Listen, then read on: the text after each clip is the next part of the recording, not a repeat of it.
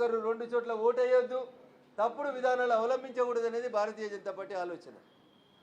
మేము మంచి వైపు ఉన్నాం, మీరు దొంగల వైపు ఉన్నారు.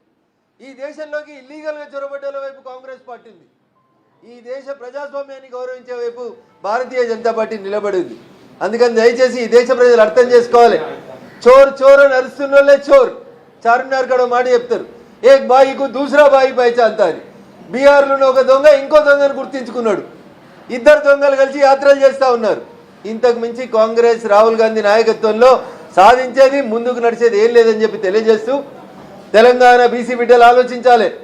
రేవంత్ రెడ్డి జంతర్ మంతర్ దగ్గరకు వచ్చి ధర్నా చేసి బీసీ బిల్లు ఇస్తారా సస్తారా అని బీజేపీని అడిగిండు. మేము అవకాశం వచ్చిన ప్రతిసారి బీసీలకు అవకాశం ఇస్తుంటే కాంగ్రెస్ పార్టీ తనకు అవకాశం వచ్చిన ప్రతిసారి అగ్ర కులాలకి లేదా ఇతర కులాలకి ప్రాధాన్యత ఇస్తుందని చెప్పడానికి తాజా ఉదాహరణనే ఈరోజు మీరు పెట్టినటువంటి జస్టిస్ సుదర్శన్ రెడ్డి గారు అభ్యర్థిత్వం తప్ప ఇంకొకటి కాదు. తెలుగు రాష్ట్రాలకు సంబంధించినటువంటి వ్యక్తిగా మీరు ఆయనకు ఓటు వేసే అవకాశం ఉన్నారు.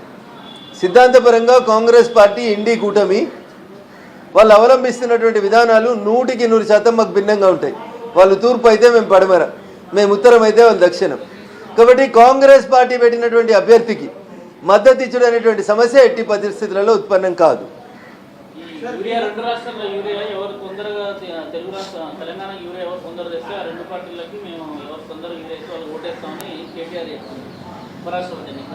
ఇప్పుడు నెత్తి కేటీఆర్ది కాదు, కత్తి కేటీఆర్ది కాదు.